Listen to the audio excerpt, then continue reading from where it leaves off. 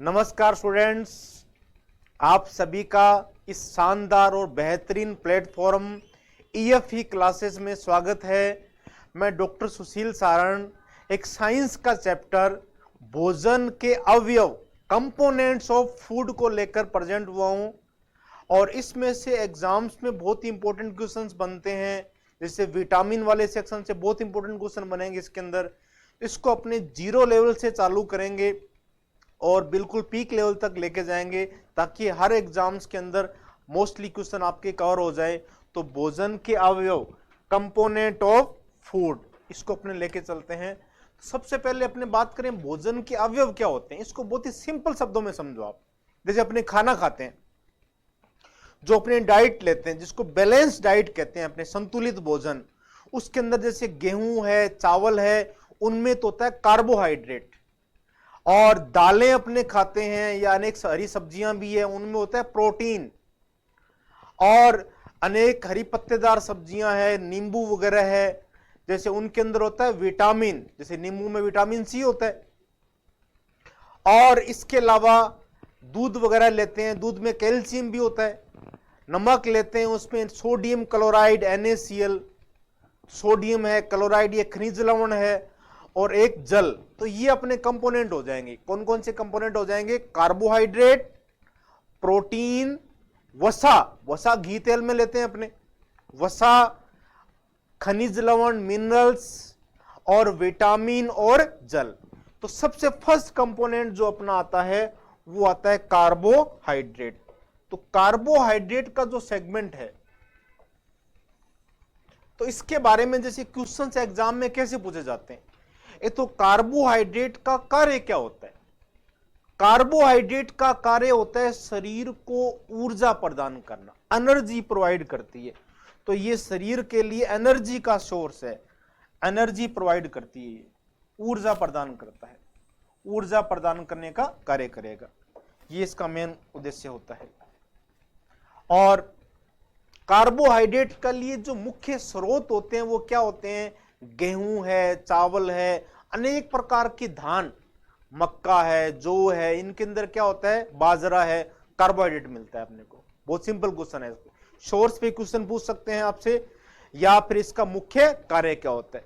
Carbohydrate जो होते हैं इनको अपने सामान्य भाषा के अंदर कहते हैं सैकेराइड, साइंटिफिक लैंग्वेज है ये, सैकेराइड कहते हैं। तो ये टर्म आपको ध्यान रखनी है। कार्बोहाइड्रेट के लिए वर्ड क्या आएगा? सैकेराइड, या इसको और भी सिंपल रूप में कह सकते हैं शर्करा, शुगर। अब ये जो एक इमेज बना रखी है अपनों ने, इसमें रनिंग कर रहा है, तो खिलाड़ियों को एनर्जी चाहिए। एनर्जी किससे मिलेगी? कार्बोहाइड्रेट से मिलेगी, या सैकेराइड से मिलेगी, या शर्करा से मिलेगी। इस प्रकार से क्वेश्चंस बनते हैं। तो जैसे एक क्वेश्चन बहुत बार मोस्ट कॉमन पूछा जाता है कि खिलाड़ियों को तुरंत ऊर्जा चाहिए, तो तुरंत ऊर्जा किससे मिलती है?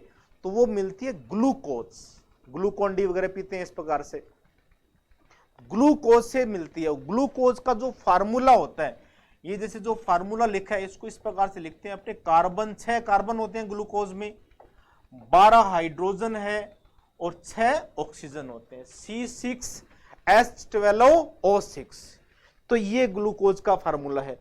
तो ग्लूकोज से एनर्जी मिलती है खिलाड़ियों को, तुरंत ऊर्जा का स्रोत है ग्लूकोज। और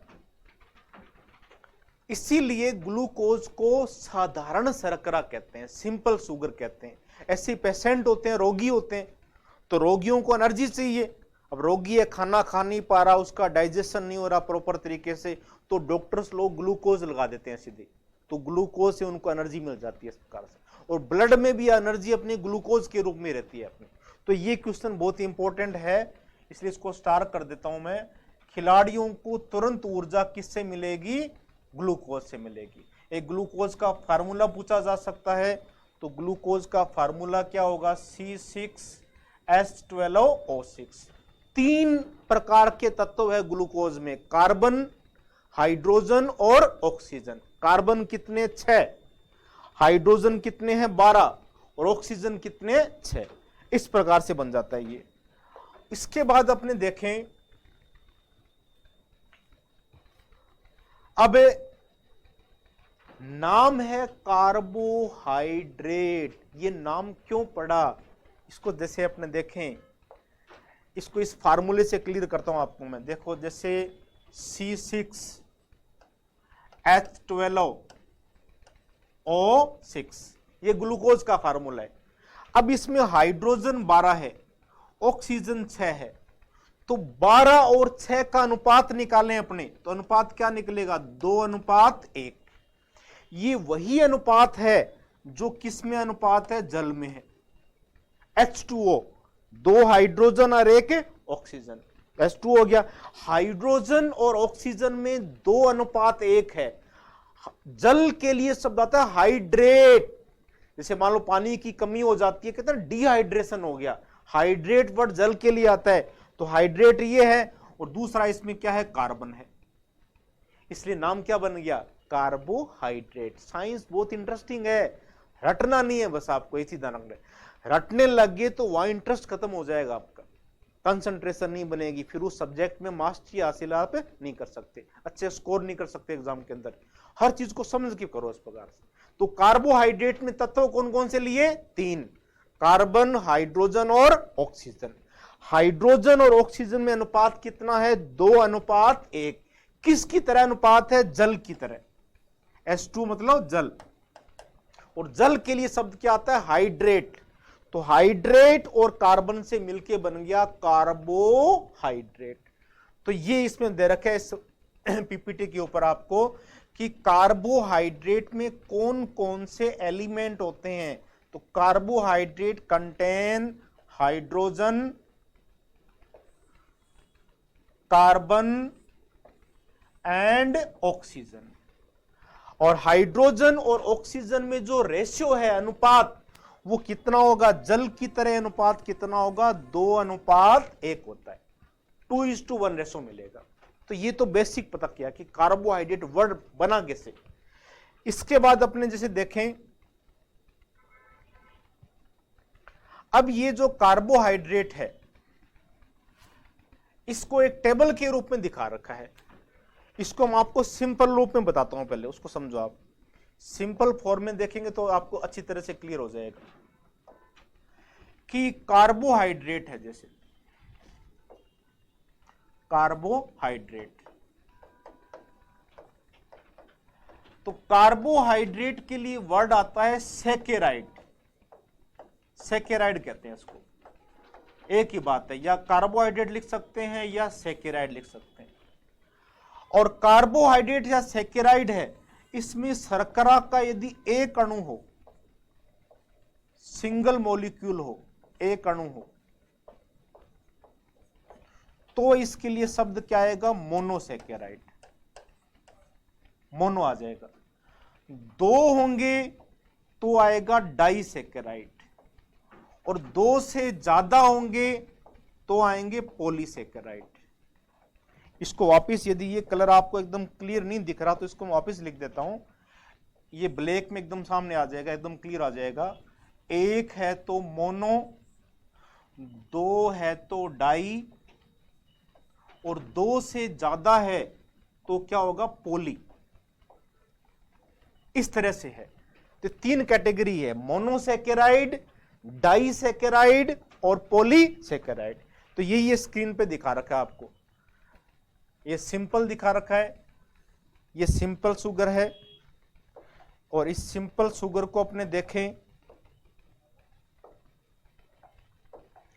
तो इसके अपने पार्ट जो किए, सिंपल शुगर के पार्ट जो किए, मोनोसैकेराइड लिखा हुआ है, एकदम क्लियर नहीं आ रहा आपको, थोड़ा सा बता देता हूं, मोनोसैकेराइड है। और 2 के लिए ये लिखा हुआ है डाइसैकेराइड, डाइसैकेराइड, और 2 से ज्यादा है ये है पॉलीसैकेराइड। इस प्रकार से श्रृंखला होती है। तो कार्बोहाइड्रेट के अणुओं की श्रृंखला है वो कार्बन के अकॉर्डिंग होती है। Carbohydrate are categorised into 3 types basis on the number of sugar. Sugar के नंबर के अकॉर्डिंग इनको डिवाइड कर रखा है। सिंगल होगा तो मोनोसैकेराइड, सिंगल के लिए क्या बता रखा है, मोनोसैकेराइड, मोनोसैकेराइड होगा। और 2 होंगे तो 2 के लिए आएगा डाइसैकेराइड, सिंगल के लिए मोनोसैकेराइड, 2 के लिए डाइसैकेराइड, और 2 से ज्यादा हो तो क्या आएगा? पॉलीसैकेराइड। ये साइंस की टर्म है, ये बहुत जगह काम में आएगी अपने। सिंगल के लिए मोनो, 2 के लिए डाई, और 2 से ज्यादा हो तो पॉली। 3 कैटेगरी में कर दिया, मोनोसैकेराइड, डाइसैकेराइड और पॉलीसैकेराइड। इसके बाद अपने जैसे देखें कि ये जो मोनोसैकेराइड है, मोनोसैकेराइड के एग्जाम में क्वेश्चन आते हैं। आप क्वेश्चन ऐसा बनता है कि इनमें से बताओ कौन सी मोनोसैकेराइड है या कौन सी मोनोसैकेराइड नहीं है। तो आपको 3 एग्जांपल याद रखने हैं इसमें, जो सबसे अधिक इंपॉर्टेंट है।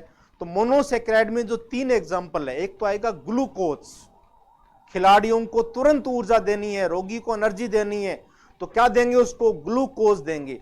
ग्लूकोज होती है साधारण शर्करा, सिंपल शुगर। तो ये ग्लूकोज शो कर रखा है इस प्रकार से, ये ग्लूकोज है, साधारण शर्करा है, साधारण शर्करा, सिंपल शुगर। ये इसका डायग्राम के अंदर फार्मूला बना रखा है, ये आपके लिए इतना इंपॉर्टेंट नहीं है, ये नहीं पूछेंगे आपसे केमिकल फार्मूला क्या होगा इसका से, कैसी स्ट्रक्चर होगी। दूसरा, जितने भी फ्रूट्स खाते हैं, अपने फल खाते हैं, फलों के अंदर शर्करा होती है फ्रक्टोज, मिलता जुलता वर्ड है, फ्रूट फ्रक्टोज, फ्रूट फ्रक्टोज, ऐसे याद कर लो आप। तो फ्रूट्स में कौन सी शर्करा होती है? फ्रक्टोज होती है, फल शर्करा होती है। तो फ्रक्टोज किस तरह की शर्करा है? मोनोसैकेराइड है। मोनोसैकेराइड क्यों है? क्योंकि उसमें शर्करा का एक अणु है, सिंगल सैकेराइड है। और फ्रक्टोज किस में मिलती है? फलों में मिलती है। एक तीसरी टाइप की शर्करा और है मोनोसैकेराइड, जिसमें एक अणु है, वो है गैलेक्टोज। गैलेक्टोज ये किस में मिलती है? दूध के अंदर मिलती है। तो ये 3 एग्जांपल आपको ध्यान में रखने हैं, एक तो ग्लूकोज, फ्रक्टोज और गैलेक्टोज। एग्जाम में ऐसा क्वेश्चन पक्का बनता है कि इनमें से कौन सी मोनोसैकेराइड नहीं है। तो 3 तो ये ऑप्शन दे देंगे आपको, चौथा कोई दूसरा ऑप्शन दे देगा, तो वो ध्यान रखना है। इन तीनों को याद कर लो आप, साधारण शर्करा ग्लूकोज, फल शर्करा फ्रूट शुगर फ्रक्टोज, दूध में मोनोसैकेराइड कौन सी है? गैलेक्टोज। यहां से ये क्वेश्चन बनेंगे। फिर नेक्स्ट अपने देखते हैं,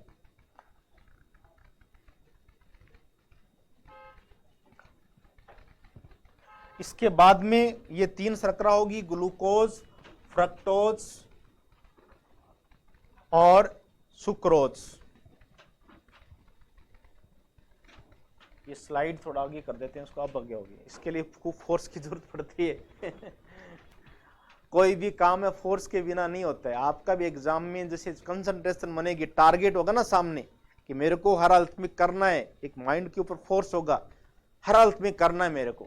यदि ये जुनून आ गया आपको और ईमानदारी से मेहनत करूंगा, जम के मेहनत करूंगा, हर हालत में सिलेक्शन करवाना है, एक माइंड का फोर्स लगेगा आपका, उससे सेलेक्ट हो जाओगे पूरा का पूरा। तो हर काम फोर्स के द्वारा होता है, ये अपनों ने स्लाइड से भी सीख लिए। देखो आप तो अपनी चर्चा कर रहे थे डाइसैकेराइड। अब डाइसैकेराइड का मतलब क्या है ये बता चुके हैं अपने। डाई का मतलब 2, और इसके भी 3 एग्जांपल याद रखने हैं आपको। इसमें भी क्वेश्चन कैसे बनेगा, इनमें से डाइसैकेराइड नहीं है, तो 3 तो है वाली दे देंगे, एक नहीं का दे देंगे। अब ये 3 कौन कौन से याद रखने हैं? एक तो गन्ने के रस के अंदर, गन्ने के रस के अंदर कौन सी शर्करा होती है? सुक्रोज होती है गन्ने के रस में। और ये जो डाइसैकेराइड है कौन कौन सी मोनोसैकेराइड से मिलके बनी होती है? तो ये मिलके बनी हुई है किससे? ग्लूकोज प्लस फ्रक्टोज, इन दोनों से मिलके बनी हुई है, ग्लूकोज प्लस फ्रक्टोज। ये ऐसा क्वेश्चन भी बन जाए कि जो सुक्रोज है, गन्ने का रस अपने पी रहे हैं, उसका पाचन हुआ तो कौन कौन सी शर्करा में टूट गया वो? तो ये तो ग्लूकोज बन गया और एक फ्रक्टोज बन गया। फिर दूसरी आती है माल्टोज। माल्टोज जो शर्करा है ये मक्के में मिलती है अधिकतर, और ये 2 ग्लूकोज के अणुओं से मिलकर बनी होती है। तो माल्टोज है, इसका मुख्य स्रोत क्या होगा? तो आंसर देना आपको मक्का। और कौन कौन सी शर्कराओं से मिलकर बन रही है? Glucose plus glucose. या सिंपल क्वेश्चन आ जाए कि दो ग्लूकोज के अणुओं से मिलकर बनी हुई शर्करा कौन सी होती है, तो आंसर क्या जाएगा आपका, माल्टोज होती है। माल्टोज में दोनों ग्लूकोज के अणु होते हैं। और फिर आती है लैक्टोज। यह आप सबको पता है, मेरे को पता है। लैक्टोज वर्ड मिल्क के लिए आता है, दूध के लिए आएगा लैक्टोज। जैसे लैक्टोमीटर दूध के अंदर क्रीम निकालने से संबंधित होता है, तो लैक्टोज शर्करा होती है दूध के अंदर। अब लैक्टोज कैसी शर्करा है, डाइसैकेराइड है। क्यों शर्करा है डाइसैकेराइड, क्योंकि ये दो शर्करा के अणुओं से मिलकर बनी हुई है। तो लैक्टोज में दो शर्करा के अणु कौन कौन से होंगे, एक तो होता है ग्लूकोज और एक होता है गैलेक्टोज। Glucose plus galactose. तो इनको वापस क्लियर कर लो। सबसे पहले अपनों ने ली थी सुक्रोज। सुक्रोज किस में है, गन्ने के रस में है। ये किस किस से मिलके बनी होगी, ग्लूकोज प्लस फ्रक्टोज। फिर मक्के में ली अपनों ने माल्टोज।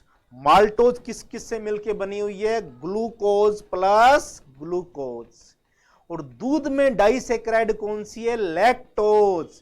लैक्टोज किससे मिलके बनी हुई है, ग्लूकोज प्लस गैलेक्टोज। तो ये किस किस से मिलके बनी हुई, ये भी पूछा जा सकता है एग्जाम से। उसके बाद अपनी चर्चा करें तो ये एग्जाम्पल आते हैं एग्जाम के अंदर, इनको एग्जाम्पलों को स्पेशल ध्यान में रखोगे। और दूसरा, आप लोगों का जो मेन टारगेट है पढ़ने का, वो यही है कि सिलेक्शन करवाना है। सिलेक्शन के लिए तो पढ़ रहे हो, किसके लिए, तो सिलेक्शन आपका तभी होगा जब आप सेलेक्टिव पढ़ोगे। आपको सेलेक्टिव चीजें पढ़नी है एग्जाम व्यू से, कौन कौन सी चीजें आती है उन्हीं पे ज्यादा फोकस करना है और उन्हीं को बार बार रिवाइज करना है। अब सेलेक्टिव क्या पढ़े, तो ये हम आपको गाइड कर रहे हैं। हम जो बता रहे हैं उन पे पूरी आस्था रखे काम करो, आपको सफलता जरूर मिलेगी। तो सेलेक्टिव चीजों को पढ़ो और उनका बार बार रिवीजन करो, उनको टिप्स पे कर लो। बिल्कुल टिप्स पे कर लेंगे तो याद हो जाएगी और फिर आराम से सिलेक्शन हो जाएगा आपका। इस तरह इन चीजों में थोड़ा सा रिवीजन की जरूरत पड़ेगी आपको। एक बार में याद नहीं होगा कि लैक्टोज किस किस से मिलके बनी हुई है, तो ये किस किस से मिलके बनी है, ग्लूकोज प्लस गैलेक्टोज। तो बार बार आपको थोड़ा देखना पड़ेगा, ग्लूकोज प्लस गैलेक्टोज। और बार बार कोई चीज को अपने करते हैं तो बिल्कुल कंठस्थ हो जाती है। जैसे कई लोग होते हैं हनुमान चालीसा है वो पूरी पढ़ देते हैं, मुख्य जबानी याद होती है उनको, अर्थ पूछे तो अर्थ सर नहीं आता पूरा। कितना लंबा होता है हनुमान चालीसा, पूरी बोल देते हैं। याद कैसे हुआ, बार बार प्रैक्टिस से। तो प्रैक्टिस मेक्स यू परफेक्ट। अभ्यास आप लगातार करोगे तो आपको बिल्कुल परफेक्शन आ जाएगा, आप पारंगत हो जाओगे। तो प्रैक्टिस करनी है मित्रों इनके साथ, ये जो भी एग्जाम्पल है। फिर अगली कैटेगरी अपनी ले रहे हैं पॉलीसैकेराइड। पॉलीसैकेराइड, और पॉली का मीनिंग आपको बताया था, अनेक शर्करा के अणु होते हैं। तो इनके एग्जाम्पल देखें। एक तो एग्जाम्पल आता है ग्लाइकोजन। अपने बॉडी में जो भोजन का संग्रह होता है, ग्लूकोज के छोटे छोटे अनेक अणु है, वो मिलके एक बड़ा अणु बना देते हैं और उसको क्या बोलते हैं, ग्लाइकोजन। ग्लाइकोजन के फॉर्म में स्टोर हो जाएगा। तो जंतुओं में भोजन का संग्रह किसके रूप में होता है, ग्लाइकोजन के रूप में होता है। और ग्लाइकोजन कैसी शर्करा है, पॉलीसैकेराइड है। ऐसे पौधे भोजन बनाते हैं, सूर्य के प्रकाश की उपस्थिति में भोजन बनाते हैं, प्रकाश संश्लेषण से उस भोजन को स्टोर करते हैं पौधे। और वो स्टोर किस रूप में होता है, स्टार्च के रूप में। तो पौधों में भोजन का संग्रह किस रूप में हो रहा है, स्टार्च के रूप में हो रहा है। तो स्टार्च क्या है, एक पॉलीसैकेराइड है, उसमें अनेक शर्करा के अणु है। ऐसे जैसे कुछ जानवर अपने देखते हैं, जैसे कॉकरोच है, चिंटी है, कीट है अनेक प्रकार की, उनके ऊपर देखो कठोर सा आवरण होता है। जैसे चिंटी है काली काली ब्लैक कठोर आवरण है, कॉकरोच के ऊपर ब्लैक ब्लैक सा होता है। तो कीटों का जो बाहरी कंकाल होता है कीटों का, वो बना होता है काइटिन से, काइटिन से मिलकर बना होता है। तो काइटिन भी एग्जाम्पल है पॉलीसैकेराइड का। तो तीन एग्जाम्पल लिए, जंतुओं में भोजन का संग्रह ग्लाइकोजन, पौधों में भोजन का संग्रह स्टार्च, कीटों का बाहरी कंकाल काइटिन का बना होता है। यह भी पॉलीसैकेराइड के एग्जाम्पल है। एक जैसे अपना शरीर कोशिकाओं से मिलकर बना हुआ है, पौधों का शरीर भी कोशिकाओं से मिलकर बना होता है, लेकिन पौधों की कोशिका के अंदर एक दीवार होती है जिसको कहते हैं सेल वाल, कोशिका भित्ति। अपने जंतुओं में नहीं होती वो। तो पौधों की कोशिका के अंदर जो सेल वाल होती है, कोशिका भित्ति, वो किसकी बनी होती है? सेल्यूलोज की बनी होती है। सेल्यूलोज की बनी होती है। तो ये सेल्यूलोज क्या है? एक तरह से पॉलीसेकेराइड। पॉलीसेकेराइड का एग्जांपल है। तो ये एग्जांपल आपको याद रखने हैं। ग्लाइकोजन, स्टार्च, पौधों में भोजन का संग्रह, कीटों का बाहरी कंकाल काइटिन, पादपों की कोशिका भित्ति सेल्यूलोज की। एक आपको मैं इंपॉर्टेंट चीज बता रहा हूं कि जब क्लास के अंदर मैं थोड़ा सा रिवीजन कराता रहता हूं बार बार में, तो फुल एनर्जी के साथ बैठो आप। आधा अधूरा काम नहीं करना आपको। आधे अधूरे काम से आप कहीं कहीं नहीं रहोगे, ना तो आपका सिलेक्शन होगा और ना कोई प्राइवेट काम कर पाओगे आप। इसलिए बस करना है तो पूरी एनर्जी के साथ दम लगा लो आप, हर तरह से फुल कंसंट्रेट रहो। तो मैं हल्का हुल्का रिकॉल करता रहता हूं बीच बीच में, तो आपका क्लास में लर्न हो जाएगा। आप बाद में ज्यादा टाइम देने की जरूरत नहीं है आपकी। तो इनको रिकॉल कर लो फटाफट से। जंतुओं में भोजन का संग्रह ग्लाइकोजन के रूप में, पौधों में भोजन का संग्रह स्टार्च, कीटों का बाहरी कंकाल काइटिन, और पादपों की कोशिका भित्ति किसकी बनी होती है? सेल्यूलोज की बनी होती है। ये सारे एग्जाम्पल किसके हैं? पॉलीसेकेराइड के। पॉलीसेकेराइड के एग्जाम्पल है। चलो आगे देखते हैं अपने। अब इसमें सामान्य व्यक्ति को कार्बोहाइड्रेट की जो डेली आवश्यकता होती है वो कितनी आवश्यकता होती है? कितना कार्बोहाइड्रेट चाहिए?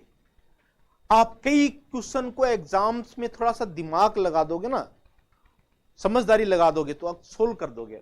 अब जैसे डेली अपने सुबह शाम चपाती खाते हैं, अपने लगभग 4-4 चपाती तो लेते हैं अपने, लगभग 3-4 चपाती ले रहे हैं। तो सुबह शाम डग चपाती में कितना आटा लगा? लगभग ग्राम के अंदर, तो वो कितना होगा? लगभग 250 से 300 ग्राम। 250 से 300 ग्राम अपने को कार्बोहाइड्रेट की जरूरत होती है, पर डे चाहिए अपने को। और 1 ग्राम कार्बोहाइड्रेट से जो एनर्जी मिलेगी, इसको कैलोरी में लेना, किलो नहीं है, 4 कैलोरी। कितनी एनर्जी मिलेगी? 4 कैलोरी एनर्जी मिलती है। तो 1 ग्राम से 4 कैलोरी मिल रही है अपने, तो 250 ग्राम से कितनी हो जाएगी? लगभग 1000 कैलोरी हो जाएगी। तो 1000 कैलोरी से ज्यादा हो जाएगी, लगभग 1200 तक हो जाएगी, 300 मानेंगे तो वो अपने को कार्बोहाइड्रेट से मिलती है। तो कार्बोहाइड्रेट अपने लिए मेन एनर्जी का सोर्स है, ऊर्जा का स्रोत है कार्बोहाइड्रेट। यदि अपने भूख हड़ताल कर दें या फास्टिंग कर रहे हैं, उपवास कर रहे हैं अपने, तो उपवास के दौरान, भूख हड़ताल के दौरान क्या नहीं ले रहे? खाना नहीं खा रहे, तो कार्बोहाइड्रेट नहीं ले रहे, तो क्या प्रॉब्लम होगी? कोई रोग होगा क्या? रोग नहीं होगा, बस व्यक्ति मानसिक और शारीरिक रूप से कमजोरी फील होती है, फिजिकली एंड मेंटली वीकनेस होगी, कोई रोग नहीं होता। क्योंकि कार्बोहाइड्रेट की यदि कमी होगी तो ऐसी कंडीशन में जो शरीर में अपने प्रोटीन है, मांसपेशियों के अंदर, त्वचा के नीचे चर्बी है अपनी, जो एक लिपिड के रूप में, वसा के रूप में संग्रहित है, तो वसा और प्रोटीन अपने को ऊर्जा प्रदान करते रहेंगे इस प्रकार से। तो इस प्रकार से ध्यान रखना है कि ऊर्जा के स्रोत तीनों है, कार्बोहाइड्रेट भी है, प्रोटीन भी है और वसा भी है, लेकिन मुख्य कौन है? कार्बोहाइड्रेट। और भूख हड़ताल के दौरान या उपवास के दौरान अपने कार्बोहाइड्रेट नहीं ले रहे, तब अपने को एनर्जी प्रोवाइड कौन करेगा? तब एनर्जी अपने बॉडी की जो प्रोटीन है, फैट है, लिपिड, वसा, वो अपने को एनर्जी प्रोवाइड करती है। तो ये ध्यान रखा है कि भूख हड़ताल के दौरान, उपवास के दौरान शरीर की प्रोटीन टूटेगी, और प्रोटीन टूटेगी तो यूरिन के अंदर विशेष प्रकार के कण निकलते हैं। उन कणों को कहते हैं कीटोन कण, कीटोन पार्टिकल्स। उन कीटोन पार्टिकल्स की मात्रा जितनी ज्यादा निकल रही है, इसका मतलब शरीर का प्रोटीन ज्यादा टूट रहा है, और एक कंडीशन के बाद में मृत्यु भी हो सकती है। इसलिए जो भूख हड़ताल पे बैठे होते हैं उन लोगों का स्पेशल टेस्ट करते हैं, मेडिकली टेस्ट होता रहता है उनका। कोई व्यक्ति मर गया भूख हड़ताल के दौरान तो गवर्नमेंट की जिम्मेदारी रहती है, तो उसका मेडिकली यूरिन से टेस्ट करते रहते हैं। तो यूरिन के अंदर कीटोन बॉडीज बहुत ज्यादा आने लगी तो उसकी जान जा सकती है, इस प्रकार से हैंडल करते हैं। और कुछ ऐसा भी होता है, कई बार भूख हड़ताल पे बैठे होते हैं, वो सोचते हैं रात के समय खाना खा लेते हैं कि कौन देखेगा अपने को, तो उनका यूरिन में कीटोन पार्टिकल आता ही नहीं, उनके कीटोन कण नहीं आते, तो उनको कहते हैं आराम से बैठे रहो, कोई दिक्कत नहीं है। तो यूरिन में कीटोन कण आने का मतलब एनर्जी, अपने को शरीर की वसा और प्रोटीन से एनर्जी मिल रही है। तो ये यहां से एक इंपॉर्टेंट क्वेश्चन बन सकता है कि भूख हड़ताल या उपवास के दौरान शरीर की प्रोटीन के टूटने से जब ऊर्जा मिलती है तो मूत्र से कौन से पार्टिकल्स निकलेंगे? कीटोन पार्टिकल्स, कीटोन कण निकलते हैं। कीटोन कण यूरिन से निकलने लग जाते हैं, कीटोन कणों का उत्सर्जन हो जाता है। इसके बाद नेक्स्ट देखें प्रोटीन। प्रोटीन के अंदर ऐसा है कि आपको ऐसे समझना है कि जो कार्बोहाइड्रेट थे उसमें तो 3 तत्व थे, कार्बन, हाइड्रोजन और ऑक्सीजन, 3 तत्व थे। लेकिन प्रोटीन में खूब तत्व होते हैं, कार्बन भी है, हाइड्रोजन भी है, ऑक्सीजन भी है, नाइट्रोजन, सल्फर, फास्फोरस, खूब सारे तत्व होते हैं, उनसे मिलके बनता है। लेकिन आपको एक बेसिक बताते हैं बात कि जो प्रोटीन है, प्रोटीन के अंदर, प्रोटीन जैसे ऐसा क्वेश्चन बनता है, उसको कंसेप्ट को क्लियर करवा रहे हैं आपको कि दालों के अंदर प्रोटीन की मात्रा ज्यादा क्यों होती है?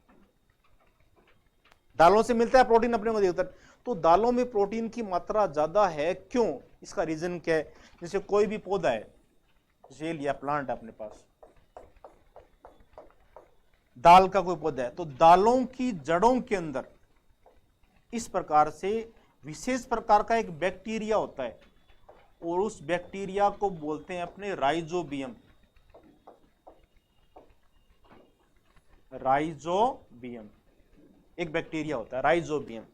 ये बैक्टीरिया क्या करता है? वायुमंडल की जो नाइट्रोजन है उस नाइट्रोजन को बदलता है नाइट्रेट में। नाइट्रोजन का परिवर्तन किसमें कर दिया? नाइट्रेट में कर दिया। और नाइट्रेट को पौधे ग्रहण करेंगे। पौधे नाइट्रोजन को सीधा नहीं ले सकते, सीधा लेते तो वायुमंडल में नाइट्रोजन खूब है, 78% है, तो यूरिया वगैरह डालने की जरूरत नहीं पड़ती फसलों को, वायुमंडल से खूब ले लेता नाइट्रोजन। तो लेकिन नाइट्रोजन को सीधा नहीं ले सकता, किस रूप में लेगा? नाइट्रेट के रूप में लेगा। और दालों के अंदर एक विशेषता है कि ये बैक्टीरिया क्या करता है? नाइट्रोजन को नाइट्रेट में बदलता रहता है। और नाइट्रोजन प्रोटीन का मेन कंपोनेंट है, नाइट्रोजन सबसे ज्यादा होता है प्रोटीन में। तो मुख्य तत्व पूछे आपको प्रोटीन में कौन सा होगा, आंसर क्या दोगे आप? नाइट्रोजन। और नाइट्रोजन को पौधे किस रूप में ग्रहण करते हैं? नाइट्रेट के रूप में ग्रहण करते हैं। और ये जो प्रक्रिया होती है, प्रोसेस, इसको कहते हैं नाइट्रोजन फिक्सेशन, नाइट्रोजन स्थिरीकरण। और उसको कौन सा बैक्टीरिया करता है? अधिकतर राइजोबियम। इस बैक्टीरिया को फायदा क्या होता है? हर काम फायदे के लिए करते हैं जीव। इस बैक्टीरिया को दालों से भोजन मिलता रहता है और ये दाल को क्या करता है? नाइट्रोजन देता रहता है।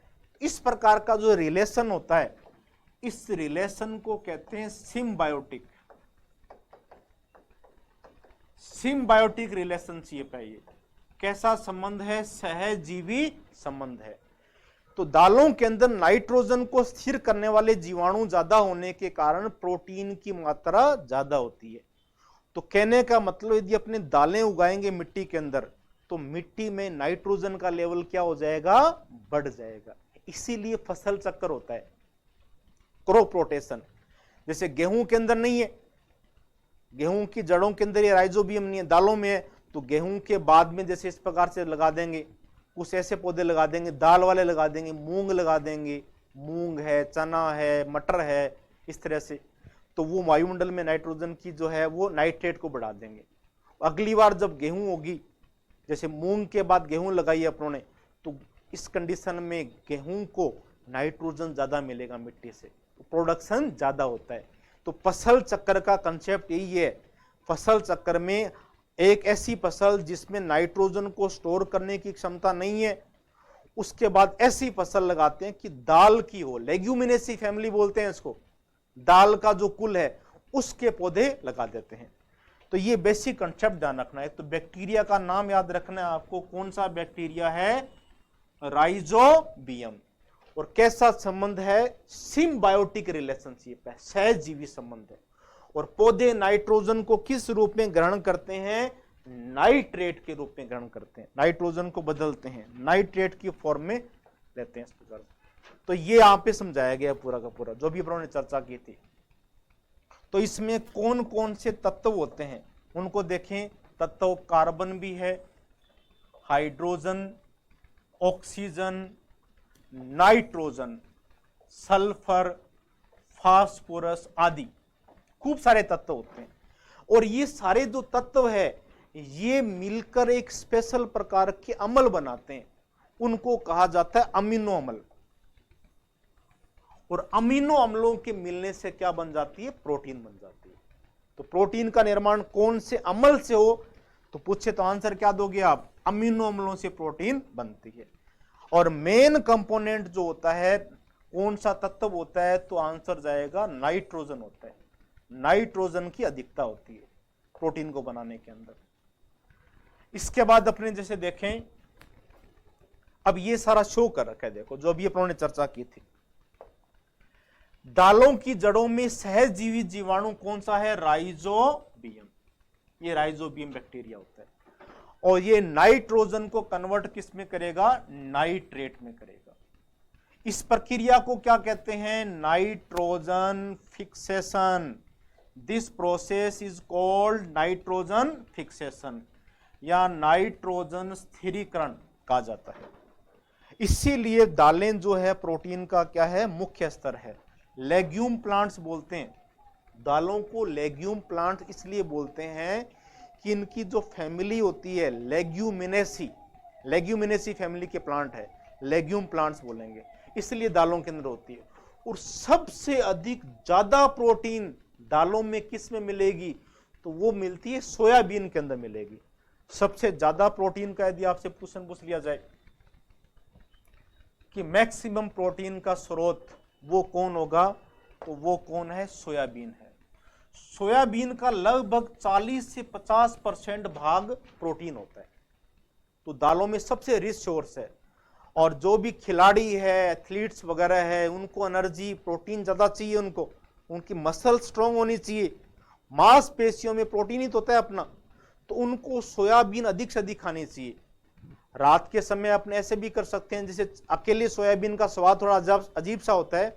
जैसे चने ले लो आप, चनों को भिगो दिया, एक दो थोड़ी बादाम डाल दी उसके अंदर, और साथ में उसके अंदर सोयाबीन डाल दी, और फिर उसको अंकुरित करा लो आप। तो रात भर उसको भिगो के रखो, सुबह खाओ उसको, एनर्जी आपको प्रोटीन के रूप में ज्यादा मिलेगी, आपकी मांसपेशियां स्ट्रांग हो जाएगी, अच्छे प्लेयर बनोगे बिल्कुल, और कोई प्रॉब्लम नहीं होगी, प्रोटीन की कमी नहीं आती। तो 40 से 50% प्रोटीन है वो किस में है? सोयाबीन के अंदर होता है। इसके अलावा इसमें एग्जाम में क्वेश्चन और कैसे बनते हैं? पार्टिकुलर टाइप से पूछ लेंगे कि ब्लड के अंदर कौन सी प्रोटीन है।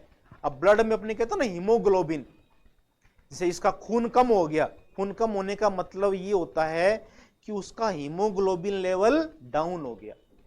तो हीमोग्लोबिन, ग्लोबिन प्रोटीन है, तो ब्लड में कौन सी प्रोटीन होती है? हीमोग्लोबिन, ग्लोबिन प्रोटीन होती है। चोट लग गई अपने, चोट लगने के बाद ब्लड बहेगा काफी देर तक, और फिर एक थक्का सा जम जाएगा, क्लोटिंग फॉर्मेशन हो जाएगा। तो ब्लड का क्लोटिंग फॉर्मेशन होता है, रक्त का जो थक्का बनता है चोट लगने के बाद, वो किसके द्वारा बनता है? फाइब्रिनोजन, फाइब्रिनोजन प्रोटीन के द्वारा। और रक्त को जमने से रोकती है एक प्रोटीन जिसको कहते हैं हिपेरिन। यहां लिख देता हूं मैं, देखो एक प्रोटीन होती है हिपेरिन। हिपेरिन प्रोटीन क्या करती है कि अपने शरीर के अंदर ब्लड लगातार घूम रहा है, यदि अंदर ब्लड जमा हो गया, अपना जम गया, तो हार्ट अटैक आ जाएगा। तो अंदर ब्लड को जमने से रोकने का काम कौन सी प्रोटीन करती है? तो वो करेगी हिपेरिन। एंटी मतलब विपरीत, कोगुलेट, कोगुलेशन नहीं होने देगी, जमने नहीं देगी। तो एंटी कोगुलेट प्रोटीन कौन सी होती है? तो वो प्रोटीन कौन सी है? हिपेरिन होती है।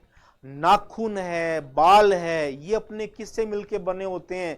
कीरेटिन प्रोटीन से मिलके बने होते हैं। त्वचा है अपनी, स्किन, यदि ऐसा क्वेश्चन भी जनरल पूछ लिया जाए आपसे कि शरीर का सबसे बड़ा अंग बताओ, largest organ of the human body, तो वो कौन होगी? त्वचा होगी। और शरीर का आंतरिक अंग सबसे बड़ा कौन होता है? वो होता है लीवर। तो त्वचा अपना सबसे बड़ा अंग है, ऑर्गन है एक प्रकार से। तो ये किससे बनी होती है? कोलेजन प्रोटीन से बनी होती है। मांसपेशियां अपनी मसल्स है, इसमें दो टाइप की प्रोटीन होती है, एक तो एक्टिन और एक मायोसिन। इसको ट्रिक से याद कर लो। एक्टिव, मांसपेशियां एक्टिव होनी चाहिए अपनी, तो एक्टिन प्रोटीन, और एक मायोसिन प्रोटीन होती है। गुणसूत्र भी अपने हैं, क्रोमोसोम, जो 23 जोड़ी गुणसूत्र होते हैं, गुणसूत्रों के अंदर भी प्रोटीन होती है, और वो होती है हिस्टोन प्रोटीन। हिस्टोन प्रोटीन के बारे में तो ये कुछ फेमस प्रोटीन आपको याद रखनी है। त्वचा के अंदर आपको बताया था भी मैंने, कोलेजन प्रोटीन होती है। बालों के अंदर है, नाखून के अंदर कौन सी है? केरोटिन प्रोटीन है, केरोटिन प्रोटीन। क्रोमोसोम्स के अंदर, गुणसूत्रों के अंदर हिस्टोन प्रोटीन। मांसपेशियों के अंदर एक तो एक्टिन और दूसरा कौन सी प्रोटीन है? मायोसिन प्रोटीन होती है। एक्टिन और मायोसिन प्रोटीन होती है। तो ये कुछ एग्जांपल्स इंपॉर्टेंट है, इनको ध्यान रखेंगे प्रोटीन से संबंधित। और इसके बाद अपने जैसे देखें प्रोटीन से संबंधित और क्वेश्चन क्या बन सकते हैं। और मांसपेशियों के बारे में सिंपल वर्ड है। मांसपेशियों में प्रोटीन कौन सा लिया था आप लोगों ने? एक्टिन और मायोसिन। मायोसिन इंपॉर्टेंट होती है बहुत ही, प्रोटीन मेन प्रोटीन वही होती है मायोसिन। तो मायो वर्ड ले लिया। तो मांसपेशियों के अध्ययन को, स्टडी ऑफ मसल्स को क्या बोलेंगे? मायोलॉजी कहेंगे। मायोलॉजी, स्टडी ऑफ मसल्स, मांसपेशियों का। अब जैसे अपनों ने बात की थी कि सामान्य व्यक्ति को प्रतिदिन कार्बोहाइड्रेट तो लगभग 250 से 300 ग्राम लेना होता है, लेकिन प्रोटीन की जरूरत कितनी होती है? तो प्रोटीन की अपने को आवश्यकता होती है 50 से 80 ग्राम।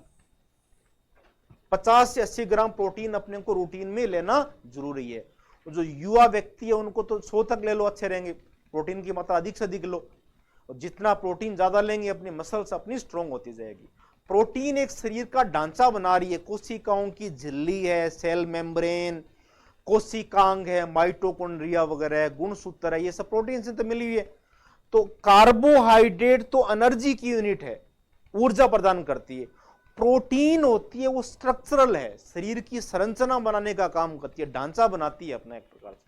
मांसपेशियां है, ब्लड है, नाखून वगैरह, ये सब प्रोटीन से मिलकर बने होते हैं। यदि प्रोटीन की मात्रा बहुत ही कम ली जाए, प्रोटीन कम ले रहे हैं बिल्कुल, शरीर में प्रोटीन की यदि कमी आ जाए तो कौन सी प्रॉब्लम होगी? तो वो ऐसी कंडीशन में यदि प्रोटीन बिल्कुल ही कम लिया गया तो मांसपेशियां, विशेष रूप से जो ग्रोइंग चाइल्ड है, बच्चे जो है, उनको प्रोटीन की जरूरत ज्यादा है। उनकी मांसपेशियां बन रही है, शरीर का निर्माण हो रहा है, उनका वृद्धि हो रही है, तो मांसपेशियां बिल्कुल ही कमजोर हो जाएगी, लीन एंड थिन बिल्कुल। और पेट बाहर की तरफ आ जाएगा, स्वेलिंग आ जाएगी, उसका सूजन सी आ जाती है। इस प्रकार के रोग को कहते हैं क्वाशियाकोर। तो इसको अच्छी तरह से मोस्ट इंपोर्टेंट कर लो आप। प्रोटीन की कमी से कौन सा रोग होता है? क्वाशियाकोर रोग हो जाता है, क्वाशियाकोर रोग हो जाता है। और ये इमेज दिखा रखी है एक बच्चे की।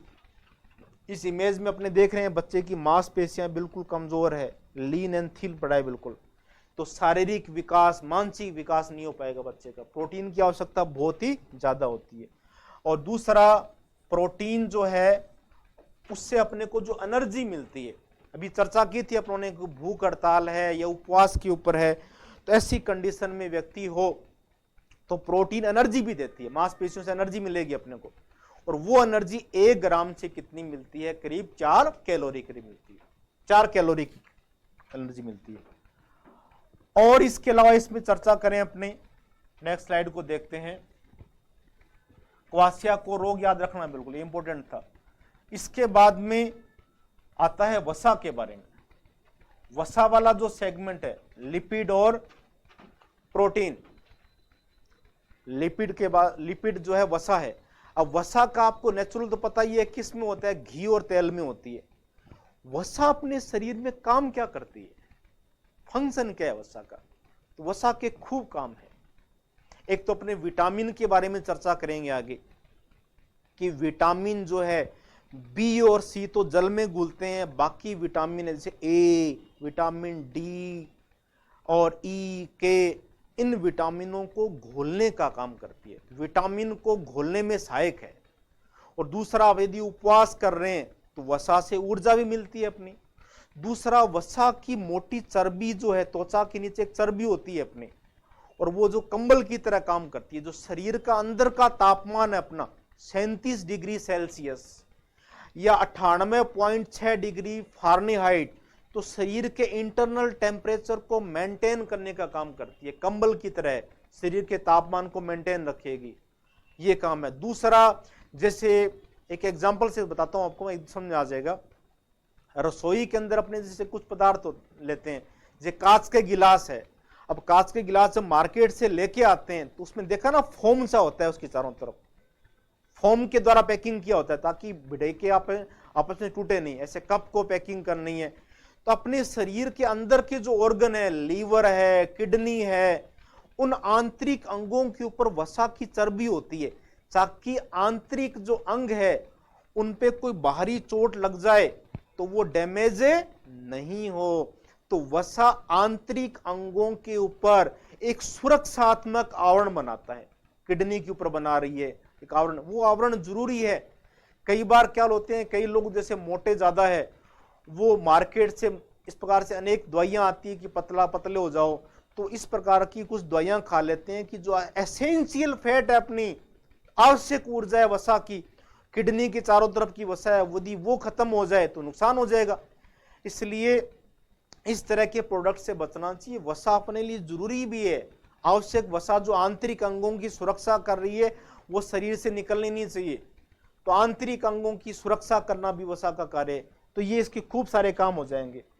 तो वसा के प्रमुख स्रोत पूछे जाए, मेन सोर्स कौन है? मेन सोर्स दो ही है, एक तो घी है और एक तेल है। घी से वसा मिलती है अपने को और तेल से मिलती है। और कार्य के रूप में देखें तो वसा एक अपने शरीर के ऊपर त्वचा का क्या बनाती है? आवरण बनाती है। और शरीर का आंतरिक तापमान अभी बात किया था, ये टेम्परेचर याद रखना इंपॉर्टेंट है बहुत ही। 37 डिग्री सेल्सियस अपना टेम्परेचर होता है बॉडी का, 37 डिग्री सेल्सियस ये समान रहना चाहिए। अंदर का तापमान 37 से ऊपर भी नहीं होना चाहिए, 38 भी नहीं होना चाहिए, 36 भी नहीं होना चाहिए। एक टेम्परेचर मेंटेन करने का जो काम कर रखा है वो भी वसा उसको करने में क्या है? सहायता करती है। और दूसरा, आंतरिक अंगों की क्या करती है? सुरक्षा करती है। ये जो अगला बता रखा है अपनों ने, वसा किडनी जैसे अंगों की क्या करती है? सुरक्षा करती है, आंतरिक अंगों की सुरक्षा करती है। और कौन कौन से विटामिन को घोलने में सहायक है इसकी भी चर्चा भी अपनों ने की थी। विटामिन ए, डी, ई, के। आप एक देखो टेक्निक से याद कर लो आप, जैसे बस है बीसी, बीसी को याद कर लो बस, और कोई बस है वो पानी में गिर गई, पानी के अंदर कोई गिर गई बस, तो बस तो किस में घुलेगी? जल के अंदर। ऐसे याद कर लो टेक्निक के रूप में, बीसी बस, विटामिन बी और सी जल में घुलनशील होते हैं और बाकी जो विटामिन है वो वसा में घुलनशील होते हैं। इन विटामिनों को घोलने का काम करती है। और कार्बोहाइड्रेट की कमी हो गई अपने शरीर में, उस कंडीशन में अपने जैसे खाना नहीं खा रहे तो शरीर की जो चर्बी है वो क्या प्रदान करेगी? ऊर्जा प्रदान करने का काम भी करती है, एनर्जी प्रोवाइड भी करेगी एक प्रकार से। और 1 ग्राम वसा से बहुत ज्यादा एनर्जी मिलती है अपने को, 9.3 kilo calorie, sorry calorie, 9.3 calorie energy मिलेगी अपने को। तो यदि ऐसा क्वेश्चन आ जाए कि 1 ग्राम पदार्थ है अपने पास, 1 ग्राम कार्बोहाइड्रेट है, 1 ग्राम प्रोटीन है, 1 ग्राम वसा है, तो इनसे जो ऊर्जा मिल रही है इनका क्रम क्या है? तो सबसे ज्यादा ऊर्जा जो मिलेगी वो वसा से मिलेगी अपने को, 9.3 कैलोरी। उससे कम मिलेगी प्रोटीन से, और सबसे कम जो मिलेगी 1 ग्राम पदार्थ की चर्चा करें तो वो कार्बोहाइड्रेट से मिलेगी। ये क्रम रहेगा इसमें, वसा, प्रोटीन और कार्बोहाइड्रेट 1 ग्राम पदार्थ के आधार पर। 1 ग्राम पदार्थ को लिया अपने, 1 ग्राम जो पदार्थ है, जो वसा है वो तो कितनी दे रही है? 9.3, और प्रोटीन है वो लगभग होता है 4.1, और कार्बोहाइड्रेट से होता है 4। थोड़ा सा डिफरेंस है कार्बोहाइड्रेट प्रोटीन में से, लेकिन यहां बड़ा डिफरेंस आ रहा है। वसा जो है वो कार्बोहाइड्रेट की तुलना में लगभग 2.5 गुना एनर्जी ज्यादा देती है, एनर्जी ज्यादा देती है। लेकिन वसा को पचाना क्या होता है, थोड़ा मुश्किल होता है। जो पाचन तंत्र बात की थी अपनी, बाइल जूस पितरस है, वो वसा को पचाने में क्या करता है, सहायता करता है। फिर आगे देखिए नेक्स्ट स्लाइड के ऊपर अपने, और वसा का यदि अपने ज्यादा सेवन करें, घी तेल बहुत ही ज्यादा खाएं और शारीरिक व्यायाम कम करें, तो वसा क्या हो सकती है, जो अपनी ब्लड वेसल्स होती है, रक्तवाहिनियां, आर्टरीज, वेन्स वगैरह, उन रक्तवाहिनियों में कोलेस्ट्रॉल का जमा हो जाएगा, और कोलेस्ट्रॉल का जमा होने से हार्ट अटैक की संभावना बढ़ जाएगी। तो ये स्पेशल ध्यान, अधिक वसा का सेवन नहीं करना चाहिए। तो वसा का अधिक सेवन करेंगे तो किसका जमा हो जाएगा, कोलेस्ट्रॉल का जमा हो जाएगा, और कोलेस्ट्रॉल के जमाव से किसकी संभावना बढ़ जाएगी, हार्ट अटैक की संभावना बढ़ जाती है, हार्ट डिजीज ज्यादा हो जाती है, हार्ट अटैक है, अनेक हार्ट अटैक वगैरह।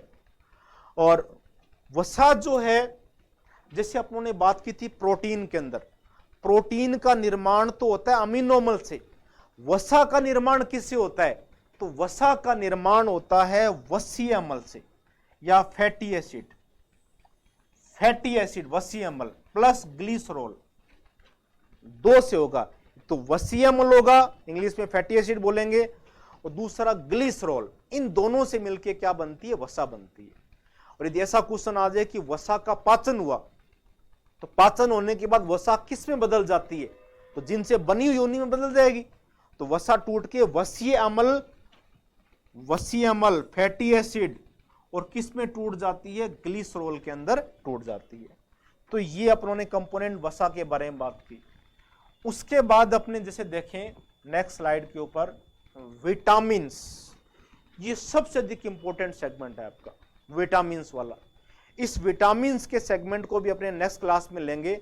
यहां तक का जो पार्ट अपनों ने पढ़ा है, कार्बोहाइड्रेट, प्रोटीन और वसा, इनको अच्छी तरह से रिकॉल कर देना, और फिर अपने नेक्स्ट सेगमेंट लेंगे, विटामिन का सेगमेंट लेंगे।